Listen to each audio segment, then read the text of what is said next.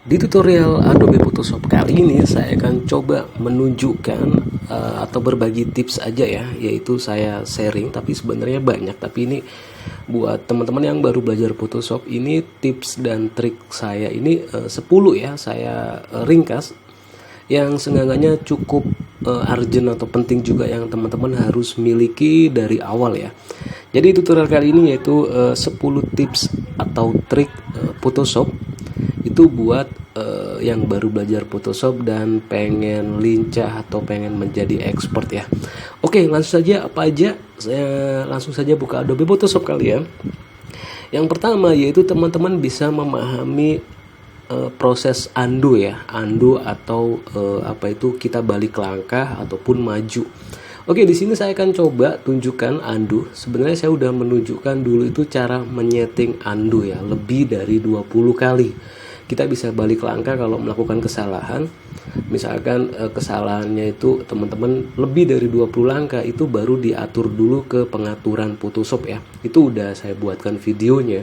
Sampai 100 pun bisa ya, atau 50 bisa ya. Tapi semakin banyak undo settingannya itu membutuhkan RAM atau spesifikasi memakan RAM atau prosesor teman-teman ya. Jadi defaultnya Photoshop itu maksimal 20 undo. Oke, di sini akan saya coba ya. Misalkan saya coba tunjukkan undo itu kesalahannya kayak gimana sih. Oke, misalkan di sini saya buat misalkan aja apa itu saya buat misalkan ini 1 terus ini 2, ini 3, ini 4, 5, 6, 7, 8, 9. Nah misalkan kita mau balik langkah, kalau 1 kali aja itu bisa menekan Ctrl Z dan yang ini hilang. Kalau lebih dari 2 langkah itu nggak bisa. Kalau kita tekan Ctrl Z lagi, dia akan muncul karena Ctrl Z itu cuma 1 kali langkah balik dan 1 kali langkah yang tadi kita undo ya, itu Ctrl Z. Gimana kalau lebih dari 1 langkah kita balik atau apa itu kita flashback ke belakang dengan lebih dari 1 langkah, yaitu menggunakan Ctrl Alt Z. 1 tetap ditekan Ctrl Alt-nya, tinggal tekan Z aja. 2, 3, 4, 5, 6, 7. Itu kalau lebih dari 1 langkah undo teman-teman ya. Gimana kalau kita forward, misalkan yang langkah tadi ternyata benar ya, 7 langkah tadi itu ternyata benar, berarti kan lawannya undo kan kita melangkah ke depan nih, yaitu kalau di Photoshop itu ada di file edit, yaitu kita bisa di backward, yaitu Ctrl Alt Z, ataupun step forward ya, yaitu Shift Ctrl Z atau Ctrl Shift plus Z. Tadi kan Ctrl CTRL plus Alt plus Z itu untuk balik lebih dari 1 langkah. Tapi kalau kita maju, yang saya hapus 7 tadi, 7 langkah tadi itu ternyata benar, kita menggunakan CTRL plus Shift plus Z teman-teman ya. Ingat ya, kebalikannya ya teman-teman ya. Oke, saya akan coba forward. CTRL Shift Z, ini 1 tadi yang udah saya hapus ya, langkah yang ke-7, langkah yang ke-6, 5, 4, 3, 2, 1, dan dia udah balik. Itu harus teman-teman shortcut yang perlu teman-teman harus ingat dan kuasai kalau Photoshop biar cepat ya. Undo ya teman-teman ya. Oke, yang kedua yaitu kita menggunakan sampel warna. Oke, di sini saya hilangkan. Sampel warna itu gimana? Sampel warna itu Photoshop udah menyediakan misalkan kita ini tuh logo ya, yang bulat yang half tone ini itu misalkan logo ya. Terus kita mau buat warnanya misalkan ini kan warnanya gradasi ya, kalau kita zoom ya warnanya gradasi ya, dari kuning, orange, ke merah-merahan, ke ungu-unguan, sampai ke ungu ya teman-teman ya, sampai ke biru yang bawah. Teman-teman bisa lihat. Gimana kalau kita ngambil sampel salah satunya? Photoshop udah menyediakan, yaitu teman-teman dengan menekan Alt pada keyboard ditahan, dan dia akan jadi kayak apa itu ace drop ya, atau ini udah warna mana yang kita mau pengen contoh. Misalkan warna di sini ya, kita kan nggak mungkin memperkirakan ya, nggak mungkin cocok. Tone-nya itu pasti Photoshop udah menyediakan, teman-teman tahan Alt dan dia akan menjadi kayak apa ya, ace drop seperti ini gambarnya. Misalkan teman-teman mau warna yang ini, klik aja, teman-teman bisa lihat yang background foreground bawah ini nanti akan berubah seperti yang diklik ya. Tahan Alt, klik kiri sekali dan dia akan berubah. Inilah warna yang tadi kita klik ya. Ini kode warnanya. Itu contohnya teman-teman ya. Misalkan mau warna mana? Yang ini agak kekuning-kuningan. Klik aja dan dia akan berubah. Dan ini kode warnanya teman-teman ya. Mau warna mana yang tengah, klik aja, klik kiri sekali. Kalau udah muncul color picket itu nggak usah ditekan Alt ya teman-teman, nggak usah ditekan Alt kalau udah color picket seperti ini. Tapi kalau belum muncul seperti ini, misalkan teman-teman ke paint bucket tool ataupun ke brush tool, teman-teman tahan Alt ya, itu baru ditahan Alt ya, diklik sekali. Baru teman-teman kalau pengen memunculkan menu tadi, kita klik set foregroundnya ini, klik 2 kali atau klik sekali dan dia akan muncul menu color picker. Kalau udah muncul seperti ini tinggal pilih warna yang mana yang mau teman-teman ambil warnanya biar sama. Oke, misalkan yang sini ya. Baru kita klik OK, teman-teman bisa atur warnanya itu sama seperti yang bawah tadi. Itu teman-teman. Yang kedua yaitu sampel warna di Photoshop itu cukup mudah.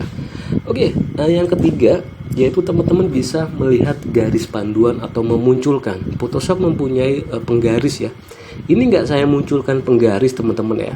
Nah ini bisa muncul, bisa enggak teman-teman bisa lihat atas, kanan, dan kiri samping ya. Ditekan Ctrl plus R atau rainbow ya, atau run ya, R, Ctrl plus R, dia akan muncul yaitu garis atau ukuran per sentimeter atau rules ya.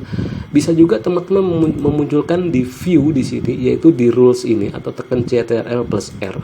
Gunanya apa? Yaitu teman-teman bisa misalkan mau ngebuat bener-bener misalkan ini biar lurus, teman-teman bisa ke move. Gunanya penggaris ini atau rules ini, teman-teman bisa tarik dari atas, misalkan pengen segini. Kalau emang pengen dari yang kiri, teman-teman klik kiri tahan, misalkan segini. Jadi ibarat bisa kalau membuat logo atau yang urgent kan harus sama tuh ukurannya. Itulah gunanya rules. Nanti teman-teman bisa buat panduan ya teman-teman ya, garis lurusnya ini untuk melangkah selanjutnya. Oke, yang keempat yaitu memindah atau mengcopy layer teman-teman ya. Gimana caranya? Misalkan ini ya, saya buat layer misalkan. Saya buat misalkan di sini pewarnaan aja ya, misalkan ya. Oh, misalkan seperti ini ya.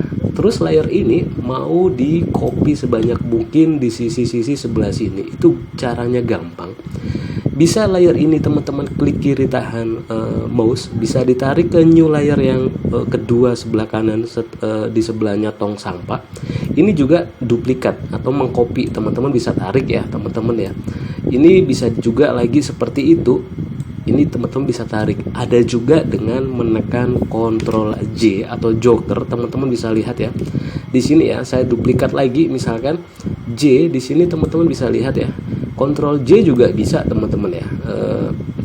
Jadi ada dua, kalau emang kita mau menduplikat layer itu Ctrl J dan di drag and drop ke layer yang bawah sebelah kanan kedua ini ya teman-teman ya. Itu untuk menduplikat ya. Kalau memindah layer, misalkan layer yang ini mau ditarik ke atas, tinggal tahan klik kiri, mouse tinggal ditarik di drag and drop kemana layer itu berada. Oke, yang kelima yaitu posisi center. Oke, misalkan ini saya hilangkan ya teman-teman ya. Di sini saya buat lembar kerja baru, misalkan saya warnain dulu seperti ini. Misalkan gimana supaya kita itu center ya. Misalkan bulatan ini supaya center di tengah. Kita kan nggak mungkin menerka-nerka nih. Iya kalau di tempat ini. Kalau enggak, gimana kalau bikin center? Itu gampang teman-teman. Yang penting layer backgroundnya yang putih ini tuh pas. Kita aktifkan layer move. Kalau pengen naruh kalau pengen naruh bulatan biru ini ke center ataupun ke ujung itu gampang. Aktifkan layer, kita balik ke layer move. Di sini teman-teman di atas ini tuh ada barisan, tapi kita klik dulu mana yang mau ditaruh di center. Misalkan layer ungu ini ya, berarti kita aktifkan layer yang ini sama tahan Ctrl, klik kiri pada layer 1 atau background ya. Jadi dua-duanya ini udah diseleksi. Lepas Ctrl baru klik. Di sini ada show transform control. Ini di sebelahnya ada kayak perbatasan 3 kiri 3 kanan. Di sini dibatasin dengan selah teman-teman ya. Yang kiri ini kalau emang mau center, kita pilih tengah yang ini sama tengah yang kanan. Kita contohkan, klik kiri sekali, Terus yang kanan kita klik tengah juga sekali, dan ini udah center teman-teman ya. Kalau mau taruh di pinggir, ini juga klik kiri, ini pinggir ke atas, kita klik pinggir, dia di ujung atas. Kalau mau di ujung bawah, klik yang kiri sama yang kiri, dia di kanan. Jadi kalau center itu tengah sama tengah, ini udah center ya, itu harus dihafalkan. Oke, lalu selanjutnya teman-teman yaitu kita tentang view. View itu ibarat penampilannya di lembar kerja Photoshop. Jadi ini kan teman-teman ngebuat ukurannya kan ada ukurannya ya teman-teman ya, ada yang A4, ada yang berapa piksel. Ini saya buat 1600-900. Teman-teman itu bisa kecilin dengan kontrol minus atau kontrol zoom ya, atau kontrol plus. Tapi kan kita nggak tahu nih. Nah, di sini teman-teman harus hafal dengan view, di menu view di atas ini.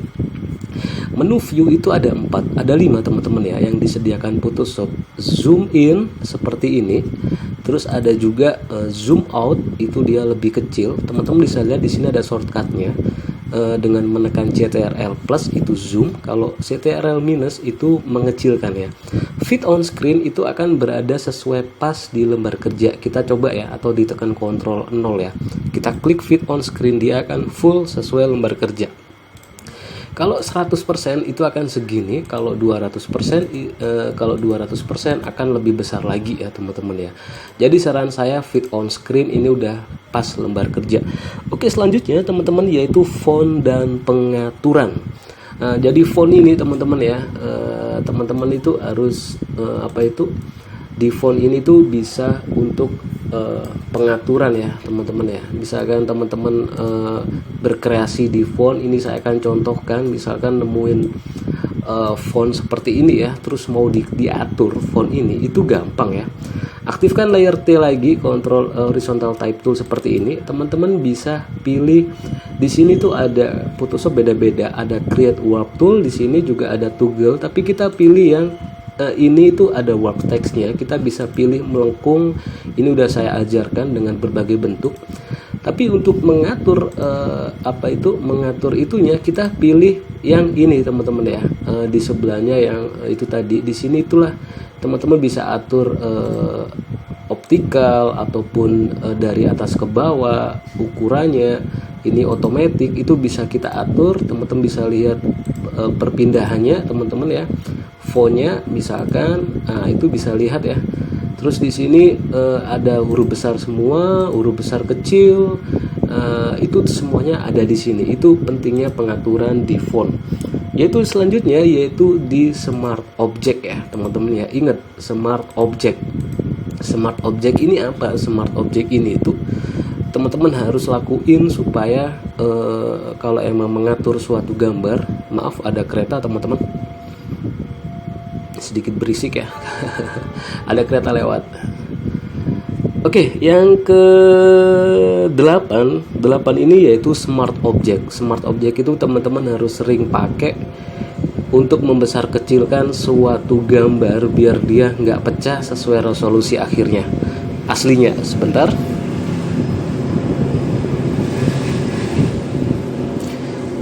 Oke, saya contohkan smart object itu gimana. Oke, misalkan ini ya teman-teman ya. Misalkan di sini saya buat contohin, aktifin lagi di sini. Misalkan saya pilih brush tool ya teman-teman ya. Di sini misalkan saya punya gambar yaitu dengan seperti ini. Ini kan cukup high res banget ya teman-teman ya. Misalkan saya buat nama yaitu lingkaran. Dan layar lingkaran ini misalkan teman-teman mau atur lebih dikecilkan dari ukuran aslinya. Ini kan ukuran aslinya nih, ukuran aslinya. Misalkan mau diatur, misalkan mau dikecilin, itu jangan lupa di smart object.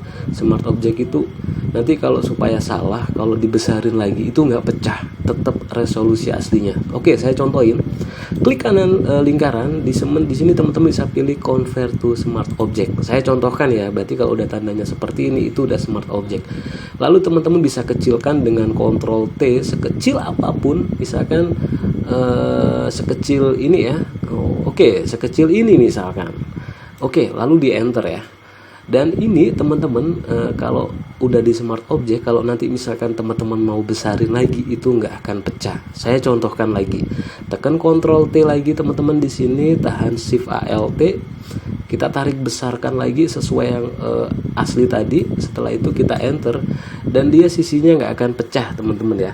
Tapi kalau nggak di smart object, saya contohkan ya, di sini kan udah saya hilangkan di smart objectnya ya. Misalkan di sini teman-teman bisa lihat ya, sisinya ini bener-bener resolusi asli. Misalkan tanpa di smart object, langsung teman-teman atur, dikecilin tanpa di smart object ya. Kita kecilin seperti yang tadi, kita enter seperti ini. Terus misalkan mau dibesarin lagi, tapi nggak di smart object, saya contohkan lagi ya, saya besarkan lagi tanpa di smart object, saya besarkan seperti ini, dia akan pecah. Teman-teman bisa lihat ya, terus tekan enter dan pecah banget kan. Itulah gunanya smart object. Kalau emang teman-teman merubah besar ukurannya suatu gambar, jangan lupa dimainkan atau diatur dengan smart object. Yang ke-9 yaitu merotasi gambar teman-teman ya. Jadi misalkan di sini saya contohkan merotasi gambar, misalkan di sini saya buat saya buat contoh aja merotasi gambar itu. Misalkan saya masukkan gambar, ada sebuah gambar di sini teman-teman, misalkan dapat gambar yang ini kan nggak lurus nih, mobilnya agak naik ya, jalannya juga agak naik. Gimana kalau kita bisa merotasi gambar? Itu gampang teman-teman ya. Dan background yang kalau kita mengimport gambar itu selalu ada logo gemboknya. Kalau ada logo gemboknya ini kita nggak bisa ngapa-ngapain, ditekan Ctrl T kita atur, nggak akan bisa. Jadi kalau emang kita mau ngatur gambar yang kita import, kalau ada logo gemboknya kita hilangkan dulu. Bisa diklik 2 kali, klik kiri terus ditekan OK teman-teman ya. Dan ini kalau udah hilang, teman-teman bisa geser atau atur gambarnya. Itulah gunanya untuk menghilangkan gembok. Terus gimana kalau merotate gambarnya? Teman-teman bisa menggunakan Ctrl T atau kita transform. Bisa juga dengan ke edit, kita ke transform, kita pilih rotate ya teman-teman ya. Dan di sini teman-teman bisa atur, misalkan dia benar-benar agak lurus seperti ini. Kita kalau udah ngerasa lurus seperti ini, teman-teman kita enter, kita besarkan lagi dengan Ctrl T. Nanti kita bisa crop ya. Cropnya yaitu dengan menggunakan crop tool seperti ini. Teman-teman bisa naikin seperti ini, dan yang atas sedikit juga seperti ini, lalu ditekan enter dan gambarnya udah lurus. Itulah harus sering-sering bermain dengan transform, rotate, scale dan lain-lain. Dan yang terakhir yaitu copy effect. Contohnya misalkan gimana copy effect? Oke, di sini saya akan contohkan biar teman-teman saya contohkan copy effect ya. Misalkan di sini saya tulis teks, saya besarkan dulu teman-teman. Di sini ya teks.